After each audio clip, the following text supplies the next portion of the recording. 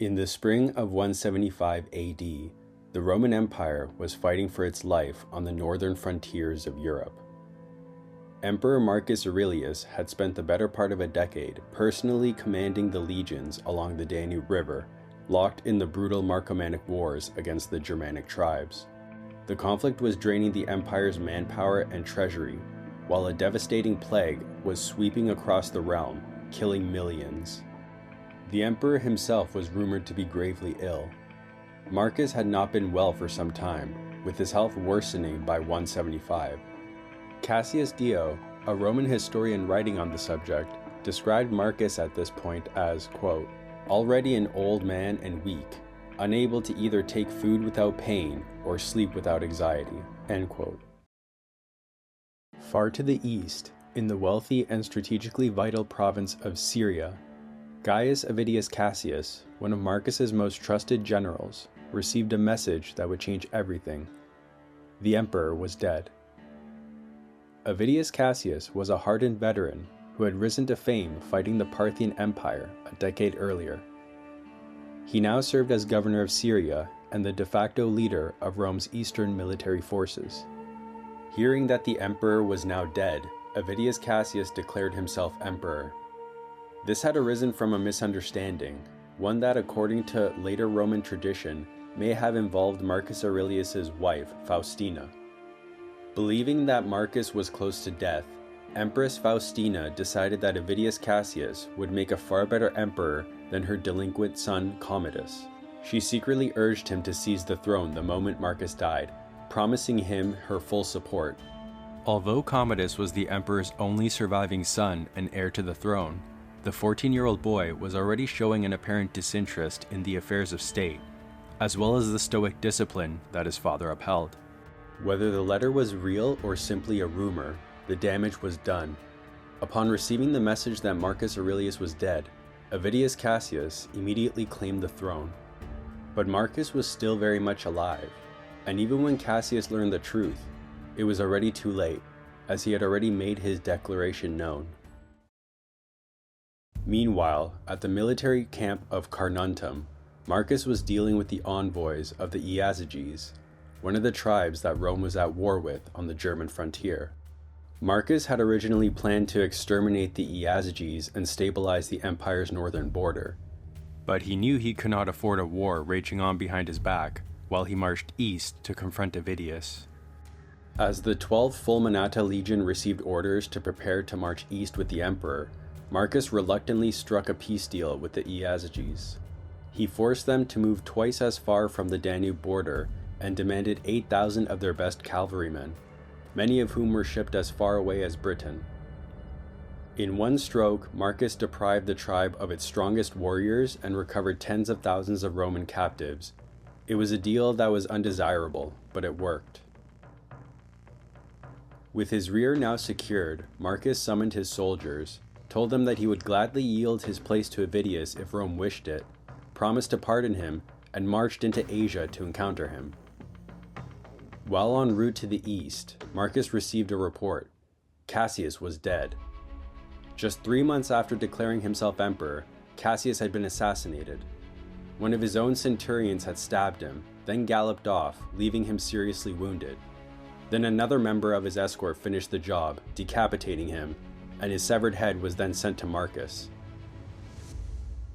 Mourning his passing, Marcus lamented that he was cheated of a chance of clemency towards the fallen rebel. Marcus then passed through Asia Minor and Syria to Alexandria, cementing the loyalty of the legions. At Smyrna, Alexandria, and Athens, he walked the streets without a guard, wore the mantle of a philosopher, and attended the lectures of the leading teachers, even joining them in discussion, speaking Greek. As the imperial party began the long journey homeward from the east, tragedy struck. In 176 AD, the Empress Faustina passed away while wintering in Halala, a city in Cappadocia. Her sudden death shattered the emperor, yet even in his grief, Marcus stoically pressed on with the business of state. He formally declared his 16-year-old son Commodus as co-emperor. Later, he would have Faustina deified as a goddess, place a statue of her in the Temple of Venus, and dedicated a new temple in her honor. The city where she died, Halala in Cappadocia, was renamed Faustinopolis in her memory. In the fall of 176, after almost 7 years of war, Aurelius finally reached the city of Rome. There he conducted a triumph through the streets of the capital for his victory over the Germanic tribes, and erected a triumphal arch to commemorate the campaign. The Second Marcomannic War had come to an end, but the peace he had won would not last long. By this time, Rome had seen the worst of the plague, and men began to feel optimistic again. The capital had suffered little from the wars, which were financed with remarkable economy and little extra taxation. While battle raged on the fringes of the empire, trade flourished within the interior, and the emperor was at the height of his popularity. But Marcus knew that the problem of Germany had not been solved. He was convinced that to prevent further invasions, he would have to pursue an aggressive policy of extending the frontier further north to the mountains of Bohemia. Marcus saw that this was a war to the death, that one side must destroy the other or go under, and the fate of the empire hung in the balance. He began making preparations for the Third Marcomannic War. In front of the temple of Bellona, goddess of war, stood a small plot of ground that had symbolized enemy territory ever since the war against Pyrrhus in 280 BC. Here, Marcus performed one of Rome's oldest military rituals. He took a bloodied spear and, with the traditional words of the priests, hurled it into the consecrated ground. This ancient ceremony formally declared war on foreign soil and signaled that the emperor himself was personally leading the legions north to crush the barbarian threat once and for all.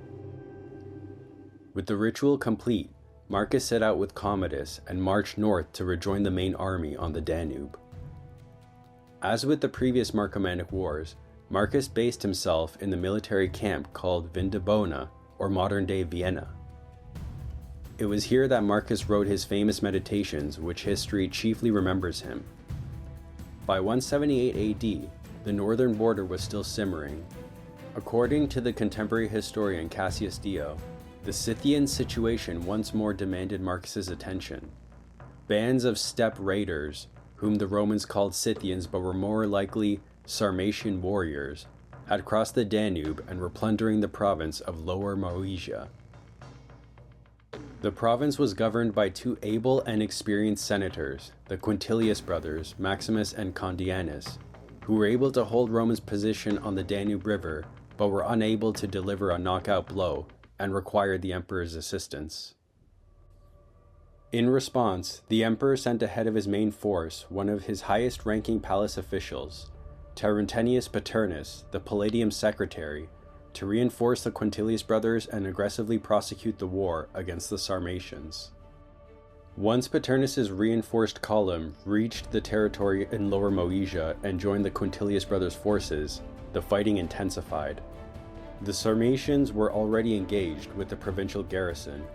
They held their ground stubbornly for a full day in what became a bitter, close-quarters struggle. But Roman discipline, superior numbers, and combined arms eventually broke them. By nightfall, the invaders had been completely wiped out, cut down to the last man, with no prisoners or survivors recorded.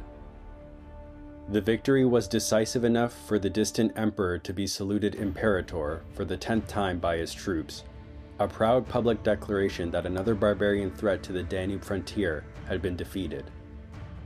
Yet the victory over the Sarmatians did little to calm the wider Danube frontier.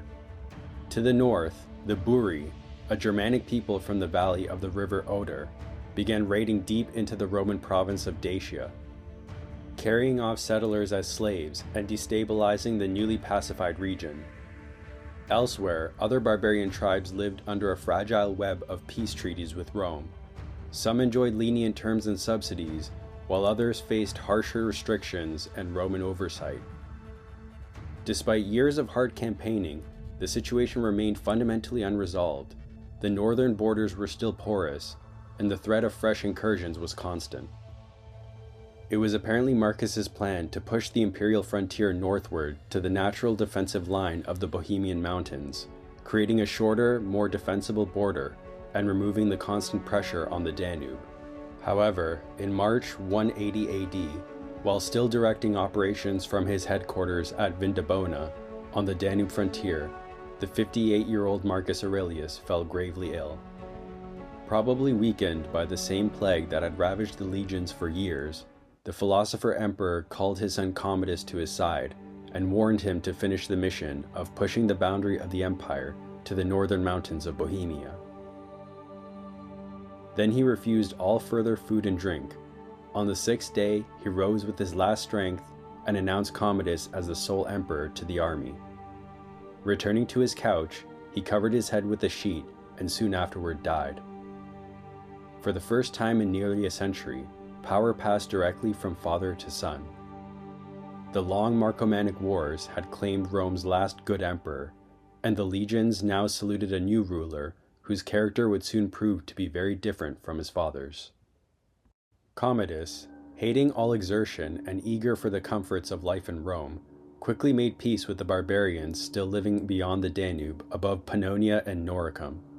As part of the agreement, Commodus withdrew all Roman occupying forces from the Germanic tribes' territories to the 5-mile neutral strip north of the Danube. In return, the Quadi provided 13,000 cavalry to serve in the Roman army, and the Marcomanni sent a lesser number of foot soldiers. 15,000 Roman captives still in the hands of these tribes were returned to Rome. Commodus also agreed a peace treaty with the Buri, who provided hostages and returned captured Roman prisoners. Commodus then returned home to Rome, with his generals furious that he had let the barbarians live to fight another day. Back at the capital, the young emperor, who had shown such apparent disinterest in the affairs of state and the stoic discipline of his father, now openly rejected everything Marcus stood for. Neglecting his public duties, he enjoyed an idle life of debauchery and circuses in the Colosseum. He snubbed the Senate and loaded the plebs with unprecedented gifts, positioning himself at odds with the powerful Roman aristocracy. Fearing plots to depose him, Commodus began a terror campaign to purge many of his father's wisest advisors and best generals. Among the most shocking victims were the Quintilius brothers, the very same senators who had governed Lower Moesia and helped Paternus wipe out the Scythian raiders only a few years earlier. The Quintilii were seen as too independent, too respected, and too dangerous. Both brothers, along with the son of one of them, were put to death. Commodus then seized their spectacular villa on the Appian Way, one of the largest and most luxurious estates in Italy, and made it imperial property. The purge also claimed Terentius Paternus, the senior Palladium secretary Marcus had once dispatched to reinforce the Quintilius brothers on the frontier. Under Marcus Aurelius, Rome may have been almost constantly at war, but the ship of the state had been in good hands. With his death, Rome had reached the apex of its curve and was already touched with decay. Cassius Dio later put it as going from a kingdom of gold to one of iron and rust.